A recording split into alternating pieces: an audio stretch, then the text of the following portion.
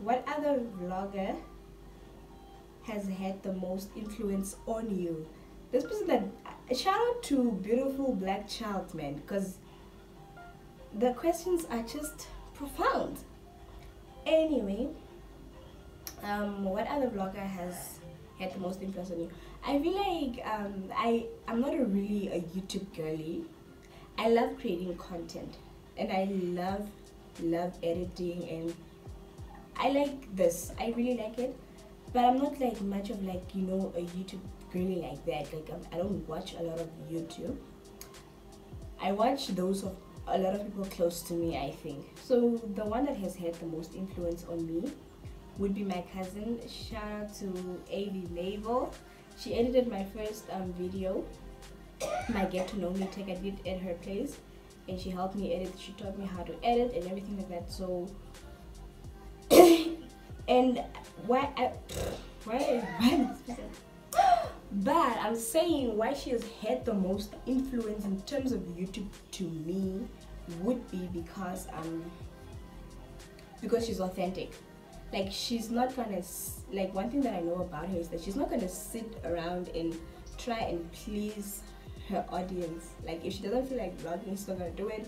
If she's not glad, she's not gonna do it, you know. And if she has a certain opinion about something, she's not afraid to say it. And that, I feel like that has had an influence on how I view things, and I'm also just inspired to be myself and be authentic about the things that I believe in and my opinions, and just that my opinion is also valid. Yeah. Have you had any setbacks, and if so, what were some of them? Those are setbacks in terms of YouTube. Have I had setbacks? Yes, I have. When I started, I feel like my biggest setback was when I started my YouTube channel. That is when my front camera of my phone like stopped working. I feel like my phone fell a few times, and then it was a hardware problem, so it stopped working. I took it to be fixed. It's in my typical day in the life that I took it to be fixed. It wasn't really fixed, and I told my mom about it because I was sad. And she was like, oh, maybe it's like not the time for you to like start YouTube or whatever. Maybe it's a sign. Don't do it now if you feel like that. And I was like, ugh, I'm already here. So that was like a huge step back for me, and that's what I encountered, like, from my mother. I'm not saying it like that, but yeah. What is your favorite thing about doing this? My favorite thing about doing this is, what is it? I think it's my favorite part about why I wanted, or like my favorite part would be because I'm a natural archiver. Like, I love creating memories. I store them. I'm the girl that has pictures from 2011, you know, I'm that girl. So having a YouTube channel like this, for me, I get to see myself evolve. Like, I get to see myself in different journeys and different stages of my life. And there's gonna become a time where I'm gonna stop YouTube, and these are gonna be things that I'm gonna watch and be like, oh my gosh, I actually thought like this when I was 20, or this was my thoughts when I was 25, and now my thoughts have totally changed. So just like watching yourself live, you know, like evolving life like that, like on camera and stuff like that, I feel like it's something I'm excited for the future. Yeah, so yeah, the next quote is like, I'm excited you're back. So this next person says, I'm excited you're back. I'm also excited to be back. I'm very excited to even drop this video. Do you have exciting things planned for us this year? I think I discussed what I have in where I was asked about my goals and what I want to do different this year, you know, everything. I think I discussed that part. So that segment is done. Let's go to the next one.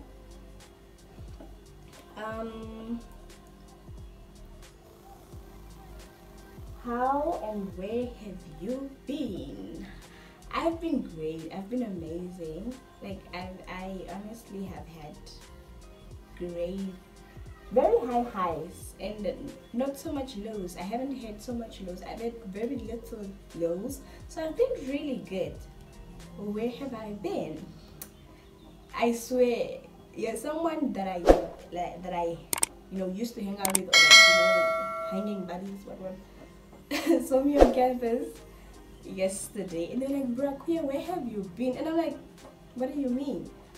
Like, you see me on campus every day?" He's like, "No, but like, when we're hanging out." I'm like, "Oh, that, like."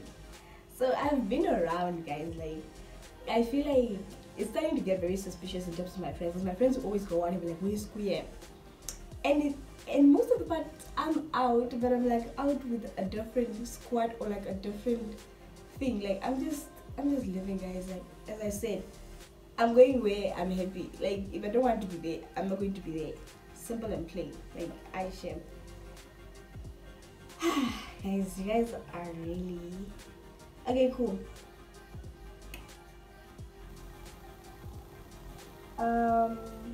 What was I asked? Oh, the other slide had a question of like, what would I do different this year that I didn't do? And when I answered it, I forgot that I had this little so like, I'm a writer, and like, I write. Last year I got into a space where I stopped talking to people about how I felt, and instead I wrote about it. So I wrote this while I was at the village, right? It was like a year reflection. I think this answers the question as to what do you do teach you, or like, what do you want to do different from last year or whatever. Anyway, you guys get it. Like, this is also part of the segment. So the title of this little note that I wrote is, what are we doing different in 2023? And this comes back to my topic, is as to what have I learned, and what am I learning, and what am I aspiring to be. I think we can answer with that. This could be the answer to that, right? So this is very deep now. These are my deep thoughts. It's Kuje entries at its most highest level. So like, I write, I'm scared to read this, but like, it's authentic, so let me read. Like, I appreciate and recognize that maybe God has given me a gift of being the bigger person. Sometimes I know, like, you're constantly the bigger person in every situation. Like, I am constantly the one that's the bigger person. But let me read, and you guys get to see how. I don't know which date I wrote this, but I think it was sometime after Christmas or before, I'm not sure. Of being the bigger person in every situation. I'm the one that constantly understands everyone's situation, their shortcomings, their bad traits. Because I'm a firm believer nobody is perfect, and I know people have flaws, and I accept them, and I'm like, well, then maybe you didn't think it was gonna hurt me, hence you acted like that. And I am so understanding of people's shortcomings and bad traits. I'm like, okay, go ahead, it's fine. You understand? I mean, all that. Okay, wait. I mean, like, it's really nice to understand people's shortcomings. You're an understanding person, but for me, it's a thing of like, when I have shortcomings, or when I have bad traits, or when I'm going through like a situation, or I'm reacting in like a negative way, it's not really understood. Like, it's more of like, it's more treated like with aggression. Like, why are you doing this? Or like, why must you be like I'm not. Because when people do this kind of things to me, I treat them with so much grace and so much love. And I don't know, I hold them in my hands, I don't know how to put it, but like, I treat people with so much softness that when I expect this, when I want to be treated with softness, or when I should be treated with softness, I'm not treated in that way. I'm sorry, there are noises when around here. So it's just that thing for me. It's not reciprocated. I feel like within a few of my friends, it's not reciprocated, and that is just like, it's bad. I'm constantly comprehensive. I'm overcompensating. Just overly understanding and overly complex. I'm doing so much. I'm overcompensating for something that isn't gonna overcompensate for me. And this even comes back to, even just like romantic relationships in general. Like, I'm so understanding and I have so much grace, and I'm like aware that people have flaws, but once Kuje just makes one strike, it's like, Kuje, now, like, why are you doing this? Yada yada yada, da da da. And I'm not treated with the amount of softness I treat people with, and I feel that's a little bit not a little bit. It's a lot. It's really, really unfair. Shame. When I talk to you guys, I just get thirsty. I would honestly love someone to be understanding of my situation and what I'm going through, and not make it feel like a death sentence. Honestly. Writing that, I was going through a lot of emotions with a lot of people. Yeah, I think that was it. Sometimes I really don't even remember my emotions. So on the 27th of December, I wrote, and I was introspecting on the year before, right? And this was taking a year off to self-introspect can sometimes be quite difficult, but we're out here and we finally did it, right? I now know who I am and what it is that I stand for, what it is that I deserve. So last year I took a year off to self-introspect and really self-evaluate as to who is queer, because I thought I understood who I was until I was put in situations that altered me to be somebody that I wasn't. You understand? Like, it just made me or formed me into this person that I wasn't, and I was like, but that's not me, you know. And I know who I am. So last year I really just took time to understand who I am. Like, the fact that I really thought I knew and I didn't, and I thought I was firm enough, had my grounds. I didn't. I had to take a year off to realize who I was, what I stand for, and what I deserve. Because a huge part of me maybe didn't even know that. Okay, cool. Let's go on. It's been pretty tough, I must admit, with all the losses and the gains. And then I wrote that some losses aren't a negative loss and some gains are not a positive gain. Please repeat that with me. Some losses are not negative and some gains are not positive. Leave it at that. So just don't think now that you lost somebody it's such a negative thing. That person is clearly being removed from your life because you couldn't do it yourself. That's what I'm saying. And when you gain someone, it's not always positive. People are very detrimental to our spirits and our well-being. So don't ever think that also, whatever. Just think it as that. On a more personal note, I want to applaud myself for being the best me I could have been. And I know that there's so much more to me.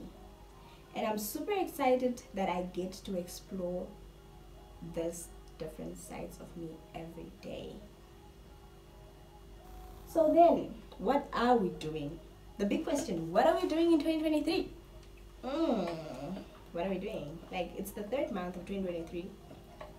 Let's see what I wrote on the 27th of December 2022. I will put this there now. You guys can read this, screenshot it, keep it, whatever. So I feel like every year is different, and every life lesson teaches you a new response technique and so much growth. Like, I genuinely feel like everything that we go through or that happens to us, it really teaches you how to respond differently. Like, you just get like a different response to it. Like, I don't know how to put it, but you acquire so much skills when things happen to you. Because I feel like life lessons are experience is the best teacher. Because when you experience something, you're like, oh, now you gotcha. And then you would be like, okay, this is how I'm gonna respond, this is what I'm gonna do, this is what I'm not gonna do, all those. So the goal still remains the same, and the motto for this year comes from my cousin's channel. And I keep mentioning it so much, but like that motto for me is very big. And I kept mentioning it to myself the whole December. Not even that I watch like YouTube like that, yeah, but like it kept coming into me. And her motto on her channel is do better. And I feel like if it's everybody is entitled, like everybody is literally entitled to do better. Today this is how you react or how you did it. If the same thing happens to you tomorrow, you have to do better because you've experienced it, and you need to establish a different response technique so that you can be able to do better. That's how I think. Every day that I wake up in 2023, I should intend to do better. Let's continue. To respond better, to feel better, and to treat myself with absolute softness because I totally deserve it. Softness is a big thing for me. Like, softness is so huge for me. For the most part, I'm not going to do anything to please anyone this year. I'm not going to do anything to please my friends. I'm not going to do anything to please my family. Like, this is my life, and I get somebody else to tell me what to do in it. Like, I have one life on this earth, and I have to decide what I want to do with it. We're all aware of everything at this point, and whichever route I decide to take, that should be fine with anyone, because each and every person is entitled to decide what they want to do with their lives. You can't really control somebody like that. So, ain't about to do that. This upcoming new chapter of my life is strictly for me to live to my total potential with absolute bliss. Let's do this, queen. I literally hyped myself. I'm like, let's do this, queen. Let's do this, queen. Okay. No, like, honestly, just I want to get to a point where I live to my full potential and I do what it is that I'm set to do. And honestly, step into a space where I occupy the room, you know. That is what I'm working towards. The next thing says, let's talk romance. But none of you guys asked me about my romantic life, so am I gonna read? Am I not gonna read?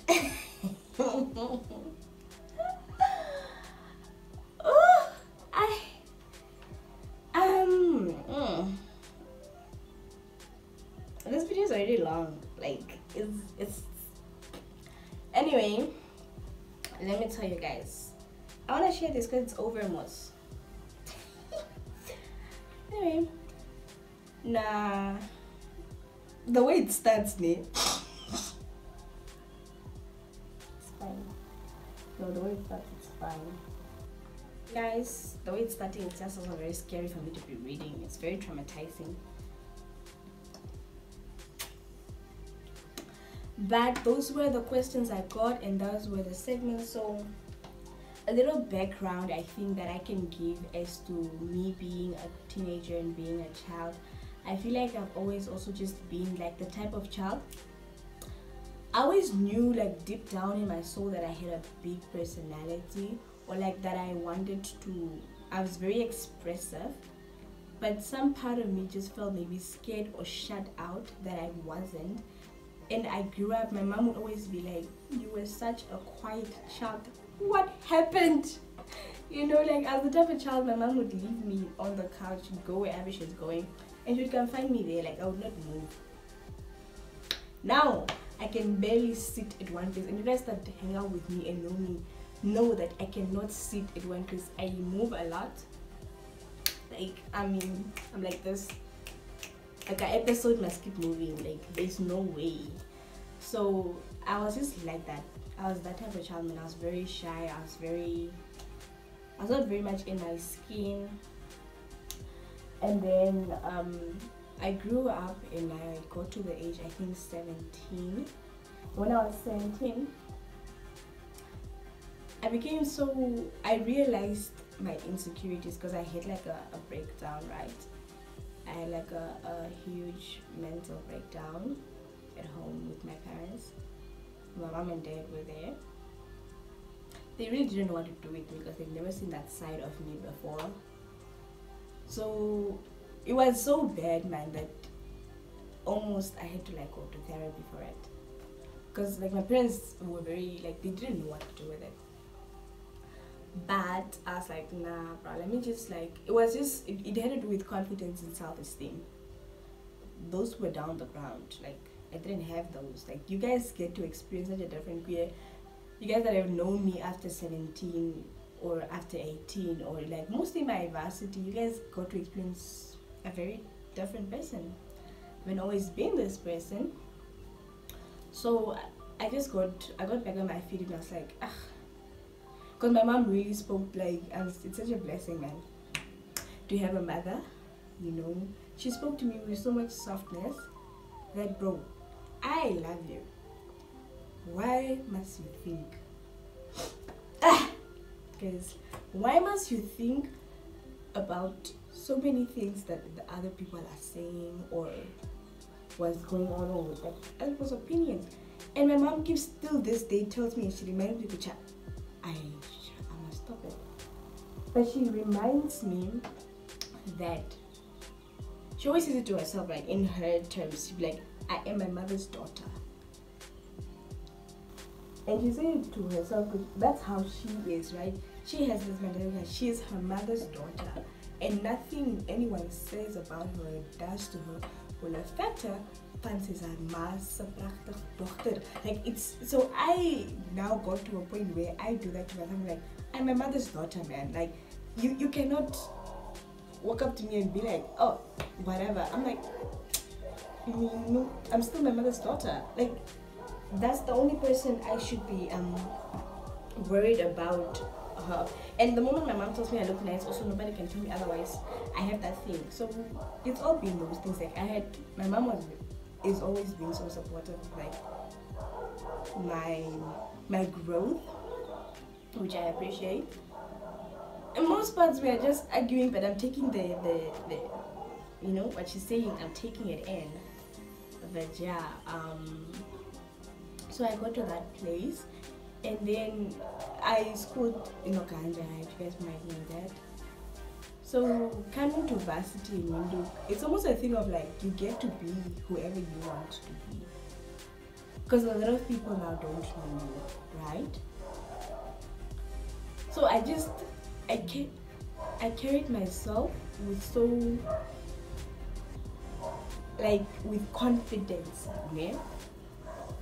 I didn't do it consciously, but I was like, you know, I wasn't the shy one, or like, you know, I would do stuff, I'd be like, me, you know, stuff like that. And a lot of the one compliment I got throughout the year for that year in my first year was like, yeah, you're so confident. And I didn't understand it because I'm like, I was just the one that was dealing with self-esteem issues and low confidence issues a year ago.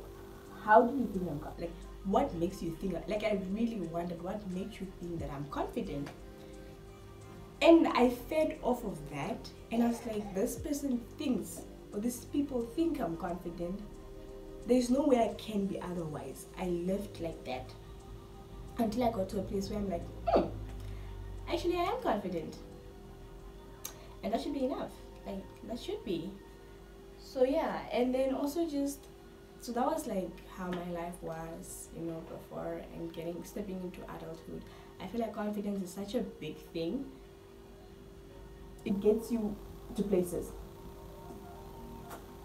Because being scared, and even the Bible tells us, Kucha, I'm dying. The Bible tells us that God did not give us a spirit of fear, you know? So also just being fearful isn't a good thing for yourself, and it doesn't get you anywhere. You're going to be stagnant on one place because you're scared to do something. Fear of the you don't even know what's going to happen, you know? So just being confident, walking into a room, owning it, doing what you have to do, gets you to places. And I want to be that person. And I work towards that person every day.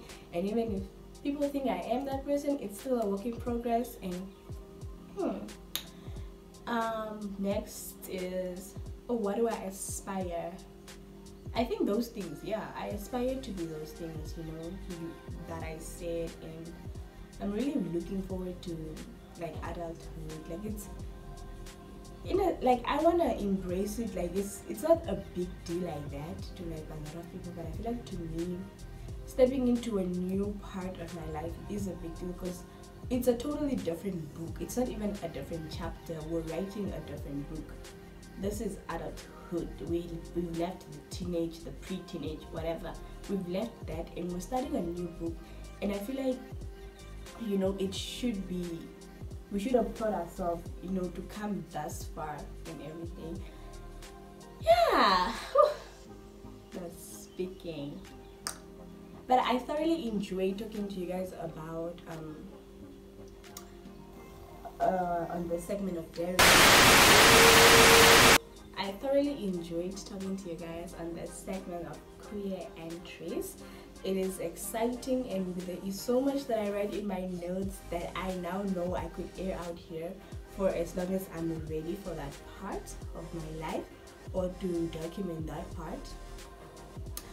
It's exciting, and let me also know on like topics that you think I could address it in terms of like just personal topics that maybe I haven't entered into my notes or my journal, whatever, that I could address here and we could talk about it or stuff like that. It will really be interesting. And yeah, queer entries is gonna be exciting.